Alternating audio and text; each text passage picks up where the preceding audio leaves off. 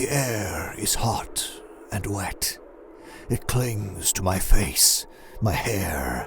It weighs down my clothes. Humid mildew crawls down the walls and pools in the corners. Grey-white mists pace the lobby with lazy intent. The wood fixtures and furnishings are growing short moss in spongy yellow-green patches. The already dim lighting brightens and falls like subtle breaths on a peaceful night. But there are no peaceful nights at the hotel, and the hotel this surely is, though I've never seen it take a shape quite like this before. Dark blues and purples are slathered all over the ceiling, and piercing dots of light dapple across and spread down the walls. 2 very large trees grow here, pushing their way up through the ceiling and presumably into the rooms above. And everywhere, mushrooms, pale, white, flat-topped and long-stemmed, short, thin, tall. Some are almost certainly unnaturally large, but I can't be certain. Not of anything. Not here. Fungus juts out from the trees and the walls.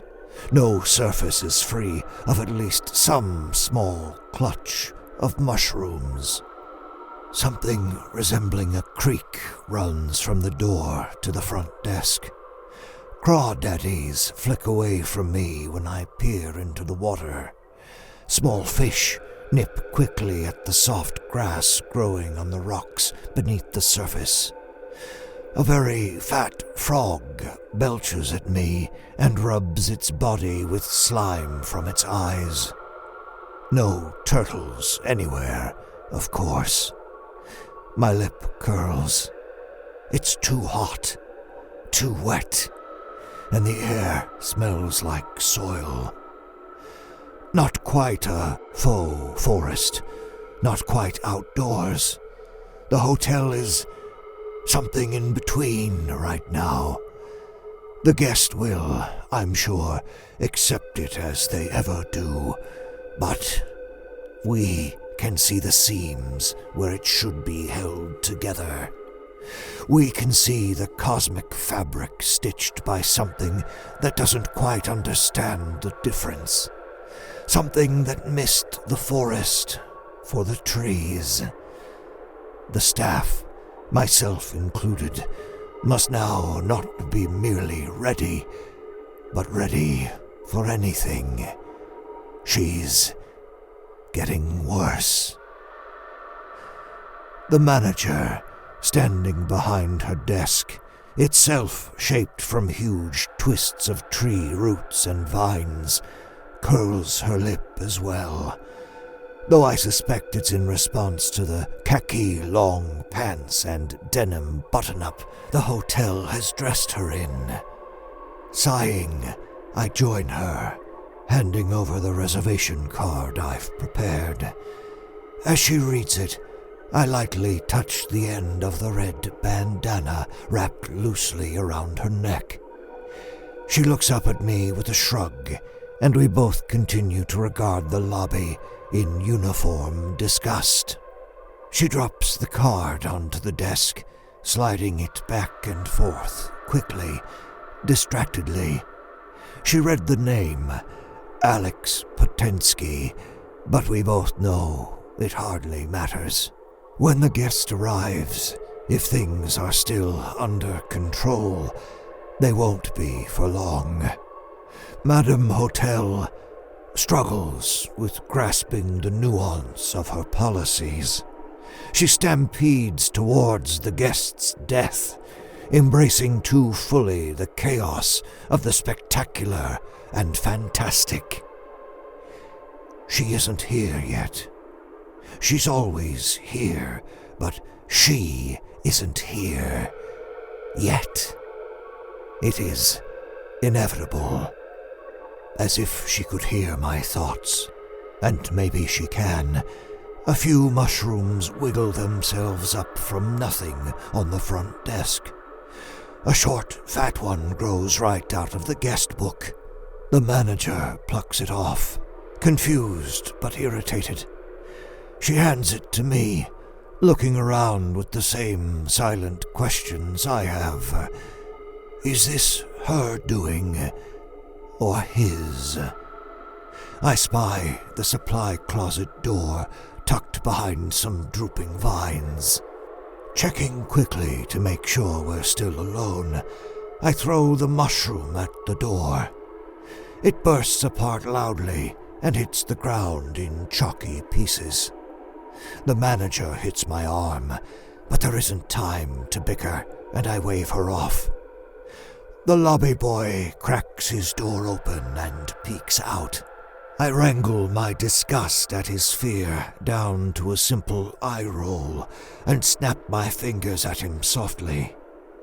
He squints across the lobby at us and opens his door just a little more. He's got on khaki short pants and a pink button-up. I can feel the manager cringe when she sees him, but there isn't time to address the uniforms either. I pull another mushroom off the desk and hold it up. His mouth hangs open, and he stares blankly at me.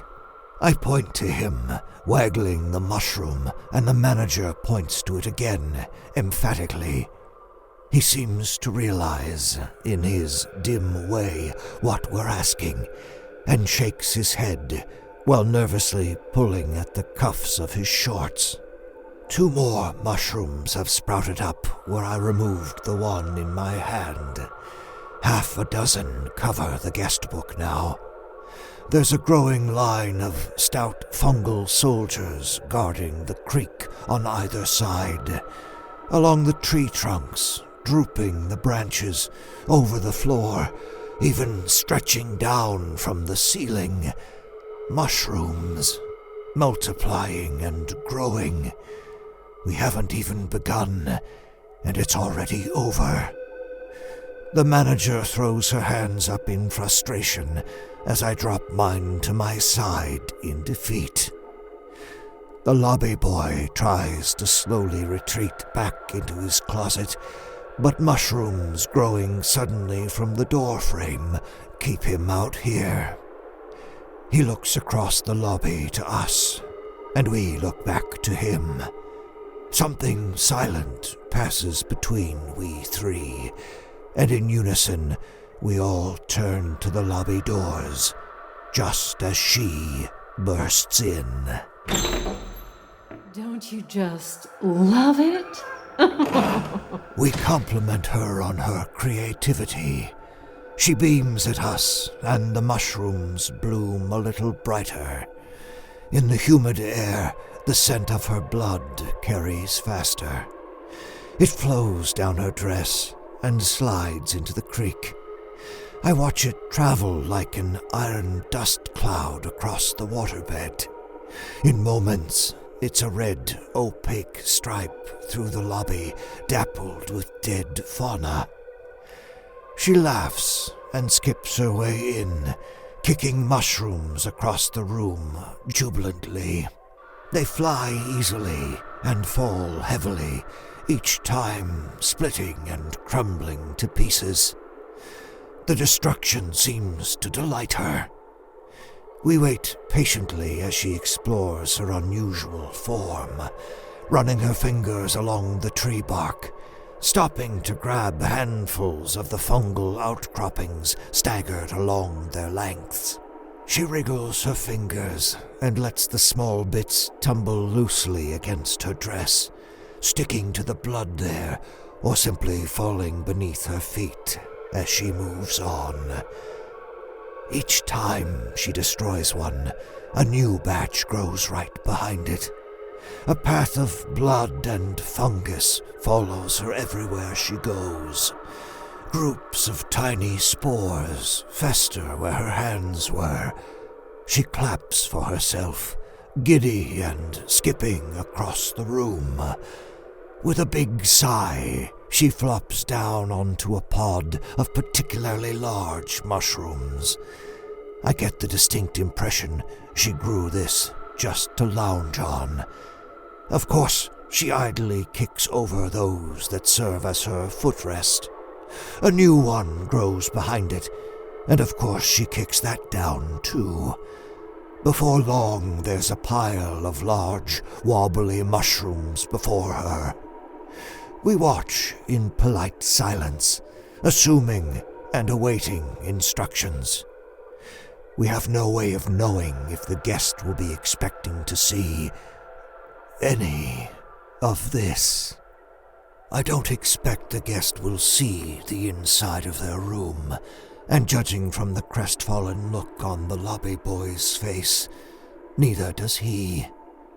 The manager opens the guest book, knocking several mushrooms to the growing pile at my feet. After a few silent moments, the manager nudges me. I clear my throat and gesture grandly to the fungus and mushrooms still forming everywhere. I ask if Madame Hotel has decorated the lobby for the guests' benefit, or if... I am interrupted by her deep laughter. Something is amusing her tonight, and her good moods can be as dangerous as her bad ones. She hops off her makeshift love seat and slaps the mushroom tops loudly. She spreads her arms wide, mimicking my own gesture at the mushrooms, as if delivering the punchline to a joke no one knew she was telling. She skips over to the lobby boy and takes his hand, dancing and laughing still. She plucks a mushroom off the wall like a flower and hands it to him.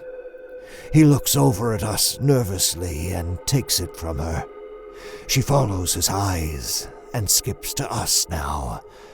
With a wink and a giggle, she sweeps every mushroom off the front desk and plops herself down across it, one hand on her hip, the other propping her bleeding head up. A dusty cloud of yellow spores chokes us. Don't you see?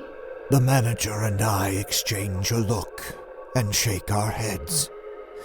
We both know the guest should be arriving soon, and Madame Hotel has turned the lobby into a bloody fungal soup. She laughs again and pulls a handful of small mushrooms off the manager's shoulder. She smiles with relish so wicked I brace myself, for I don't know what. He's already here. He's everywhere. She crushes the mushrooms. She crushes the guest between her fists with another deep laugh.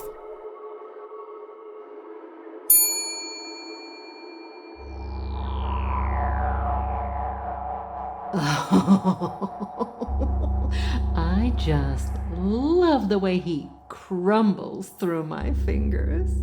He's not used to existing this way. I think it's really cool, though. I chopped him up and spread him through this whole mycelial network I've got going here. Look, watch. These mushrooms here, he's in there right now. And when I pluck them, they die, like anything else. And part of Alex dies too. This is the fun part. See the mushrooms that grow back? Also him. Now, normally, I don't really think this many different kinds of mushroom would be compatible with each other, and I really don't think anyone would try and put themselves into a mushroom at all, but I like to go that extra mile for the guests. That must be where you get it from, dear. Oh, I know you don't like your little outfit tonight, but look, it grows mushrooms too. See, that's Alex. Everyone say, hi, Alex. Oh, actually, where is... Oh, there he is. Bug, come on over here. You don't like your outfit either, huh? Is it the shorts? Listen, I know you were excited about the room tonight. What was it? The rolling him up thing, right?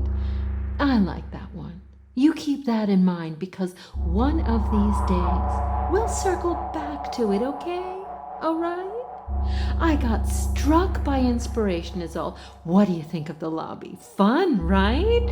It's like a science museum in here. You want to kick some mushrooms? No? You have some growing out of your face if you want to. Actually, here, let me. There you go, all better. Hey, gang, why all the long faces? Look at this place. I thought it would be fun to check in a guest together. Here, grab a handful, go on. Oh, don't be shy now. I think I remember a certain Mr. Man throwing a mushroom across the lobby. Yeah, you thought I didn't know about that. I do, though. Well, Alex does. He's not used to being this way, existing as a fungal net. I mean, he's not even thinking the same way he used to. Parts of him are dying, regrowing, dying again. See there? See the way those little strands are reaching out to you? He knows you're there. He knows you're there. And now that you know he's there too, we can really have a party. Woo! Kick, kick, kick. Pow! The little ones pop in half. The big chunky ones explode. The round puffy ones send out little spores. You know, those are him too. He's in the meat. The mushroom meat. But there's more to it than that. His essence is all around us, dancing between fungi. Even the slippery growths here, see? And here. There along the tree. That's all him.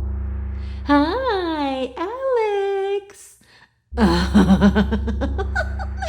I'm sure he's trying his best in there. It's not that different than being lost in thought.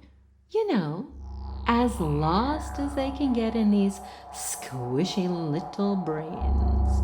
He's aware of himself, as he's aware of all of us. He can even move, kind of. Can you see it? The pulsing, the unfurling, the gentle drift of whatever. Do you think he can feel it? I know he can feel it when I do this.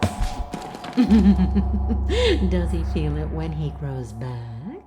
Is there more of him now? Or has he spread himself a little thinner? Can you tell?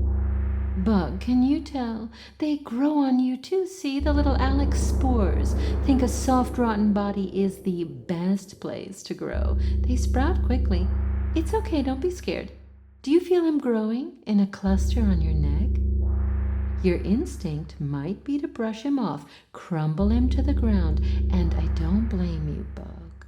Kicking over the sandcastle is half the fun of building it, but remember, these castles grow back. There. And they grow right back. Twice as many. You've got some gnarly-looking ones coming out of your fingertips, too. Soon I think you'll be covered, head to toe, in Alex Potenski. You'll rot together. You grow back, too, you know. Not here, not now, and maybe not twice as many, but you always come back, don't you? That's why you're never scared. I know you get nervous. I know you don't always know what to do, but that's not the same as scared. Do you know what? Do you know how brave you are? Why, I bet you wouldn't scream even if your mouth wasn't filled with growing fungus.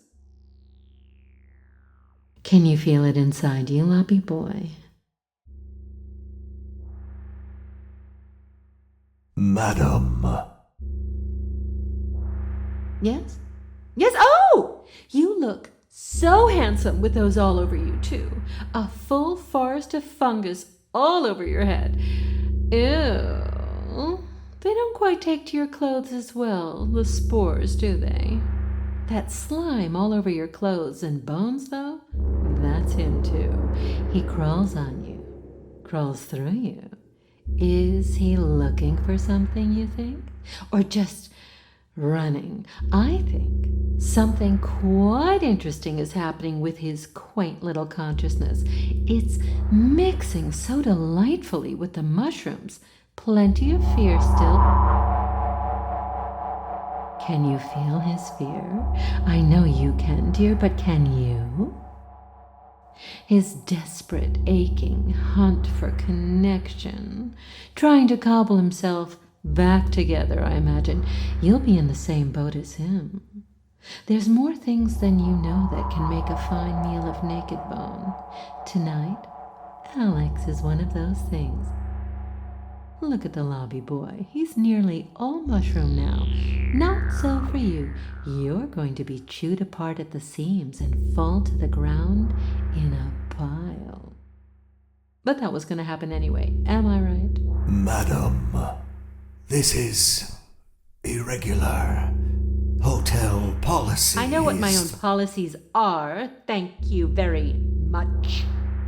Oh, the confidence of this man, telling me what's irregular, while I stand here with a fresh bleeding skull that he broke. Well, your skull is covered in yellow slime and mushrooms now, so let's just leave it at needs improvement, shall we? I am discouraged by this situation. Yes, I am. I am bewildered by your explanation. Yes, I am. Look at the professionalism of the rest of the staff. My lobby boy is covered in dust and lichen, and well, it looks like he's maybe gotten stuck to the tree, but he's doing it professionally. Look at her. While you've still got the eyes to do it, she's stuffed to the gills with mushrooms. Are you still in there, dear? Are you still with us? Well, I'm torn and riddled with suspicion. Yes, I am, but I think she's still with us. Wouldn't know, because she is at her post, doing her job, not sassing me, not lecturing me on that which I already know. She is pretty totally covered in mushrooms, though. I think they might be fusing her to the desk. She'd like that, though. Wouldn't you, dear? I am trying to make a point here, is what I'm getting at. The guest is the fungus, and the guest feeds off your rotting bodies. You die, then they die, together and separate, many and one, reborn, only to die again. Is any of this getting through to anyone? It's like I'm talking to myself down here. Okay, that's okay then. I know you can hear me, dead, alive, mushroom person, inside, outside. I know you can all hear me still. I know you know. It'll take a while, I think, for all this to rot away. You and you and you and the guest. And me. Me. I'll wait here for now. This time. I'll wait here with you, all, until you're gone.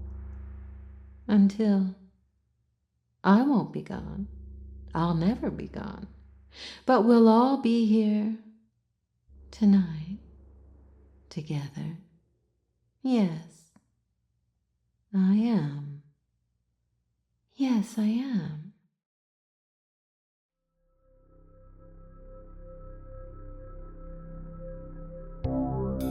The Hotel was created and produced by Veronica, California, and Mark Whitten, starring Kelly Nienaltowski as the manager, Mark Whitten as the lobby boy, Graham Rowat as the owner, and Christa Lewis.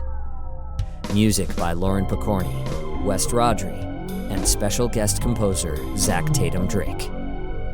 And produced by Pacific Obadiah.